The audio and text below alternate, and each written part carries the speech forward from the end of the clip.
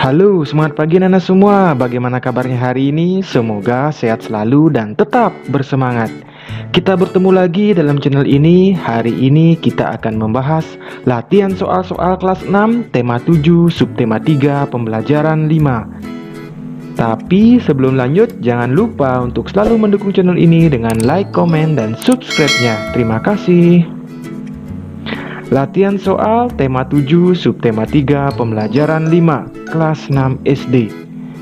Bagian 1. Nomor 1. Nilai yang terkandung dalam sila kelima Pancasila adalah A. Menghormati teman yang beribadah, B. Menolong teman yang tertimpa musibah, C. Menyelesaikan masalah dengan musyawarah, D. Ikut serta dalam kegiatan gotong royong. Jawabannya D. Ikut serta dalam kegiatan gotong royong. 2. Sila kelima Pancasila dilambangkan dengan A. Bintang, B. Padi dan kapas, C. Pohon beringin, D. Rantai. Jawabannya B. Padi dan kapas. 3. Saat berpidato, untuk menegaskan maksud hal-hal yang penting, kita menggunakan tekanan yang titik-titik dan nada yang titik-titik. A. Keras rendah, B. Lembut tinggi, C. Keras tinggi, D. Lembut rendah. Jawabannya C. Keras tinggi. 4. Salah satu manfaat menjaga kebersihan organ reproduksi adalah A. Aktivitas buang air kecil dan buang air besar tidak terganggu, B. Menimbulkan bau tidak sedap pada organ reproduksi, C. Kulit di sekitar organ reproduksi menjadi lembab, D. Mencegah terjadinya penyakit tetanus. Jawabannya A. Aktivitas buang air kecil dan buang air besar tidak terganggu. 5. Kemandulan dapat disebabkan oleh A. Organ reproduksi yang tidak berfungsi, B. Rusaknya sistem kekebalan tubuh, C. Infeksi jamur pada alat kelamin, D. Infeksi pada saluran kemih. Jawabannya A. Organ reproduksi yang tidak berfungsi. 1. Sebutkan perilaku yang menunjukkan bentuk pengamalan dari sila kelima Pancasila. Bersikap adil terhadap sesama, hormat kepada anggota keluarga, baik kepada semua teman, saling menolong dengan semua orang, gotong royong.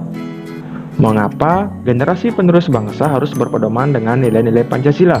Karena kandungan isi dari sila-sila dalam Pancasila pada dasarnya telah menjadi bagian dan norma kehidupan rakyat Indonesia sejak dahulu. 3. Bagaimana ciri penutup yang baik dalam sebuah pidato? Penutup pidato yang baik akan menimbulkan rasa simpati dari pendengar. 4. Sebutkan manfaat menjaga kebersihan organ reproduksi. A. Kulit di sekitar organ reproduksi selalu sehat dan bebas dari bau tak sedap. B. Terhindar dari berbagai penyakit kulit dan kelamin. C. Aktivitas buang air kecil dan buang air besar tidak terganggu. D. Dapat beraktivitas sehari-hari dengan nyaman. 5. Apa dampak negatif keringat pada kesehatan organ reproduksi? Adanya keringat dapat meningkatkan kelembapan tubuh, terutama pada organ reproduksi yang tertutup dan berlipat. Akibatnya, bakteri dan jamur bisa berkembang biak sehingga dapat menimbulkan penyakit yang berbahaya dan mematikan.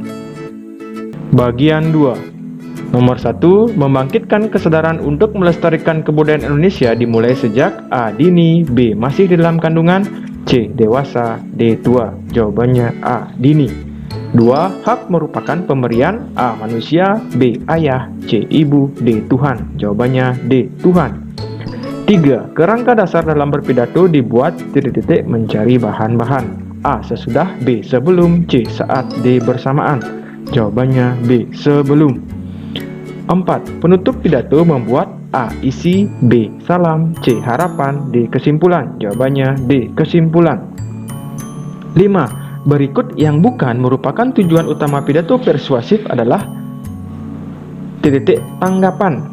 A. Membentuk, B. Memperkuat, C. Menggugah, D. Menolak. Jawabannya D. Menolak. Romawi 2. Nomor 1. Jelaskan mengenai HAM bersifat universal. HAM berlaku untuk semua manusia tanpa membeda-bedakan.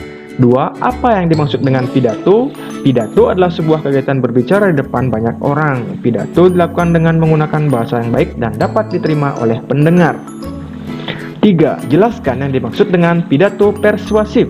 Pidato yang bertujuan untuk mempengaruhi pendengarnya. Nomor 4. Apa yang kamu lakukan jika kamu ditunjuk gurumu untuk berpidato di depan kelas?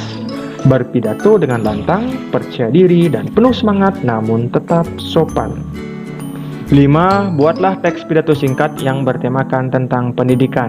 Selamat pagi, puji syukur kepada Tuhan pada hari ini kita bisa berkumpul bersama dalam keadaan sehat berkat rahmat dan karunia-Nya. Pada hari ini saya akan membahas tentang pentingnya pendidikan bagi masa depan.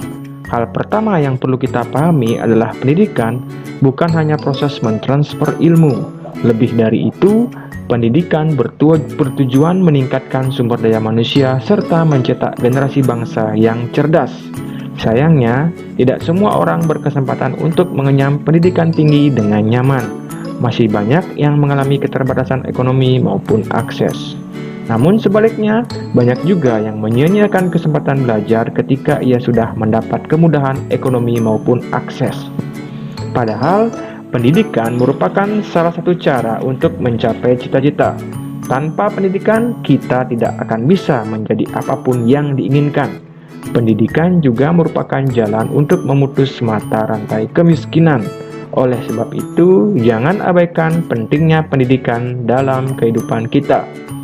Mari siapkan diri untuk menuntut ilmu setinggi mungkin semasa hidup di dunia.